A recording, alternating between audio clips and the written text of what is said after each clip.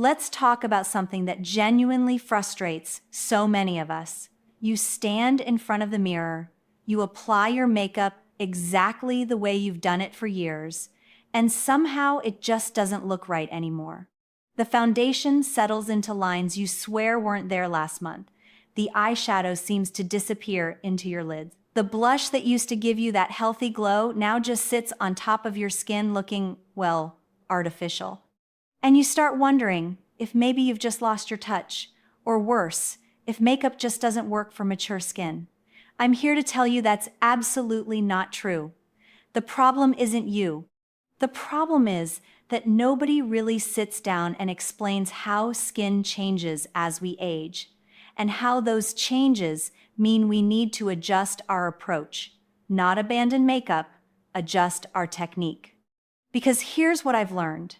After years of trial and error, conversations with dermatologists, and honestly just paying attention to what actually works versus what the beauty industry tells us should work, mature skin is different, not worse, not less beautiful, just different. And different skin needs a different approach.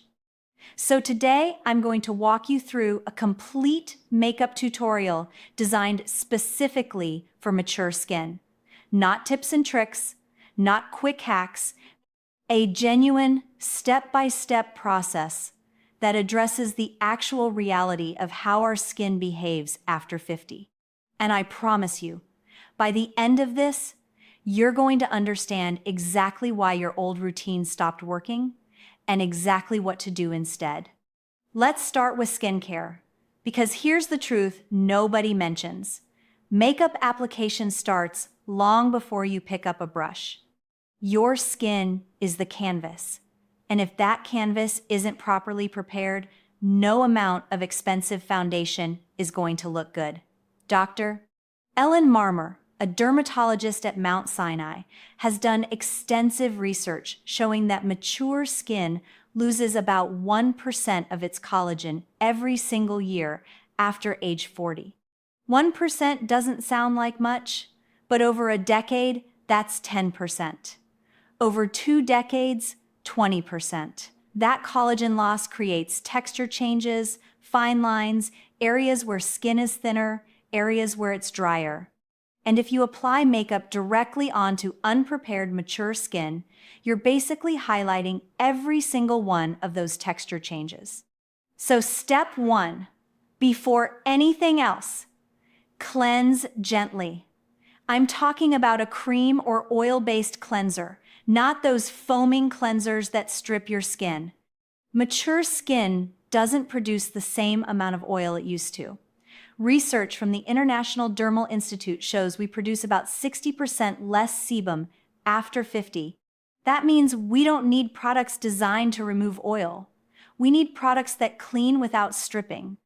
I use a gentle cream cleanser, massage it in for about 30 seconds, remove it with a warm, not hot, warm washcloth. Simple, effective, doesn't leave my skin feeling tight.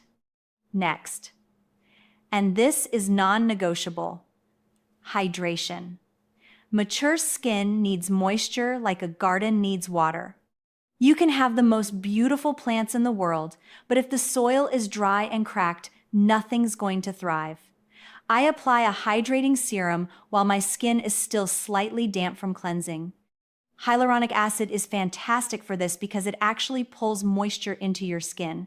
A few drops, pressed gently into the skin, not rubbed, pressed. Let that absorb for about 30 seconds. Then I follow with a rich moisturizer. Not a heavy, greasy one that sits on top of your skin, but a genuinely nourishing cream that sinks in. I give this a full 3 to 5 minutes to absorb before I even think about primer. I know that sounds like a long time, but this is the difference between makeup that looks like skin and makeup that looks like makeup. Now let's talk about primer, because this is where a lot of women make their first major mistake. The beauty industry has convinced us that silicone-based primers are the gold standard. They fill in pores, they create a smooth surface, they make your makeup last longer. And you know what? For younger skin with larger pores and more oil production, that's often true. But for mature skin, silicone primers are often a disaster. They can actually emphasize texture rather than minimizing it. A 2021 study in the Journal of Cosmetic Dermatology found that hydrating primers containing hyaluronic acid improved makeup adherence on mature skin by 37% compared to silicone-based primers. 37%. That's significant. I use a hydrating primer that contains ingredients like hyaluronic acid or glycerin, something that adds another layer of moisture, not something that creates a barrier.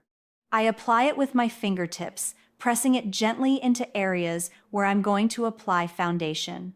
My cheeks, forehead, chin, down my neck, yes, your neck. One of the biggest tells of amateur makeup application is a face that's perfectly made up and a neck that's completely different. We're blending everything down onto the neck. I use about a pea-sized amount of primer, maybe slightly more if my skin feels particularly dry.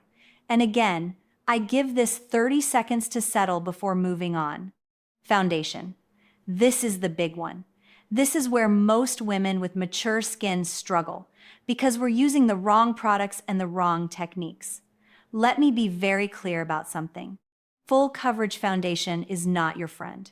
I know the instinct is to cover everything, to hide every line and spot and imperfection. But here's what actually happens when you use full coverage foundation on mature skin. It settles into every single fine line and makes them more visible, not less. Bobbi Brown, who built an entire cosmetics company starting in 1991, has said repeatedly that the biggest mistake mature women make is using too much coverage.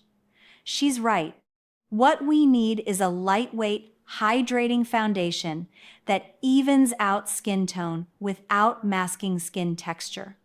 I'm talking about something with a natural or dewy finish, not matte. Matte foundations cling to dry patches and emphasize texture. Dewy foundations blend into skin and create the illusion of that healthy glow we're all chasing. I use a foundation that's described as light to medium coverage with a natural radiant finish. I apply it with a damp beauty sponge, not a brush. Brushes can create streaks and emphasize texture. A damp sponge, and I mean genuinely damp, not just slightly moist, bounces the foundation onto your skin in a way that looks like skin, not like a layer of product. Here's my technique. I dot the foundation on my forehead, cheeks, nose, and chin. Small dots, not big globs. Then I take my damp sponge and bounce. Not wipe, not blend, in circular motions, bounce the foundation into my skin. I start in the center of my face, where I typically have more redness and need more coverage, and I work outward, using less product as I go toward my hairline and jawline. This creates a natural gradient where you have more coverage where you need it and sheerer coverage where you don't. I blend down onto my neck with whatever product is left on the sponge. The entire application takes maybe 2 minutes, and I use far less foundation than I used to. Less product, better result. That's the magic of proper technique. Concealer is next, and this is another area where less is genuinely more. I only use concealer where I actually need it. Under my eyes for darkness, on any spots or redness that the foundation didn't fully even out. For under-eye concealer, I use something that's 1 shade lighter than my foundation with a luminous finish. Not brightening, not highlighting, just slightly lighter and slightly more radiant. I apply it in an inverted triangle shape under my eye. The base of the triangle along my lower lash line, the point extending down toward my cheek. This shape brightens the entire under eye area without creating that harsh, obvious concealer line. And here's the critical part. I use the tiniest amount of product, a dot the size of half a grain of rice per eye. That's it. I blend it with my finger, not a brush or sponge, because the warmth of my finger helps the product meld into my skin. I gently tap, tap, tap, tap. until it's seamlessly blended. If I still see darkness, I'll add another microscopic amount, but I add in thin layers, not one thick layer, because thick layers crease. Thin layers stay put. Now, before we set anything with powder, let's do cream products. This is a game changer for mature skin. Cream blush, cream bronzer, cream highlighter, all applied before powder. Why? Because cream products blend beautifully into foundation and create a lit from within glow that powder products just can't achieve on mature skin. Professional makeup artist Lisa Eldridge has documented extensively that cream formulations work better on mature skin than powders, which tend to sit on the surface and emphasize texture. I start with cream bronzer. I'm using it to add warmth and dimension, not to contour. Contouring is for Instagram. Warmth is for real life. I apply bronzer with a stippling brush on the areas where the sun would naturally hit. My temples, along my hairline, on the tops of my cheekbones, down the bridge of my nose, on my chin. Very light application, building gradually. I blend each area thoroughly before moving to the next. Then cream blush. This is where we bring life back into the face. I smile gently, not a huge grin, just a soft smile, and apply the blush to the apple of my cheeks, blending upward and outward toward my temples. I use my fingers for this because I can control the intensity better than with a brush. I want a natural flush, like I just came in from a walk, not obvious circles of color. I blend the edges thoroughly so there's no line of demarcation between the blush and my foundation. Cream highlighter goes on the high points of my face, top of my cheekbones, down the bridge of my nose, my cupid's bow, the center of my chin. Tiny amounts. I'm talking about a dot the size of a pinhead per area.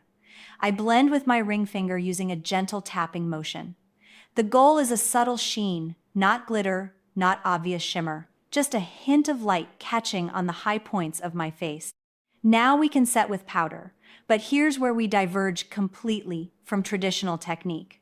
We are not baking. We are not applying powder all over. We are strategically setting only the areas that need it. For mature skin, this typically means just the T-zone, forehead, nose, chin, maybe under the eyes if you find your concealer creasing. I use a finely milled translucent powder and a small, fluffy brush. I dip the brush in the powder, tap off the excess.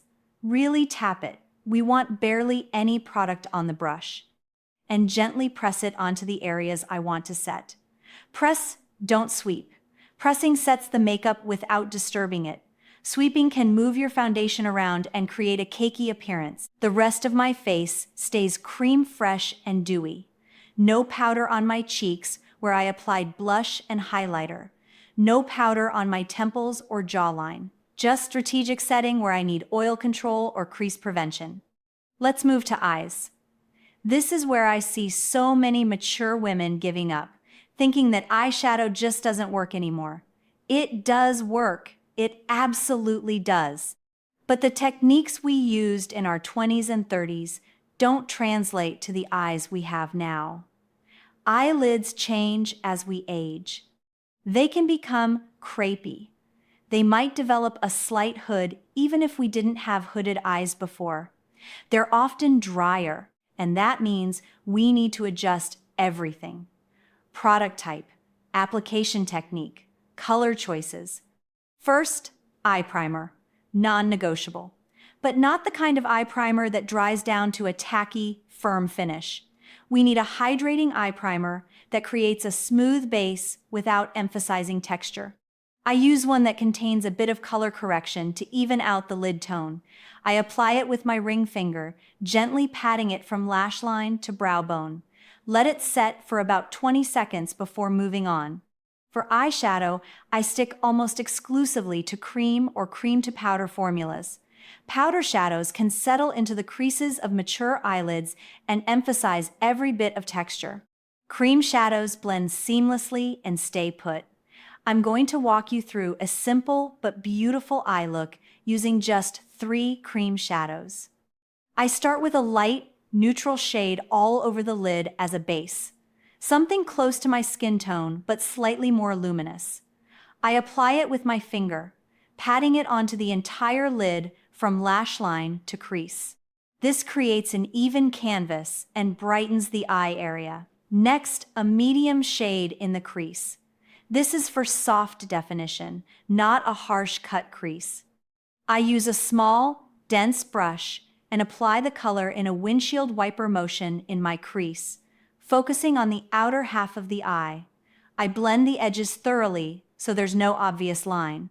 On mature eyes, we're creating the illusion of depth and dimension through gradual shading, not through stark contrasts. Then, a slightly deeper shade on the outer corner blended into the crease color. This creates a subtle lift and opens up the eye. I apply it in a small V shape on the outer corner and blend, blend, blend.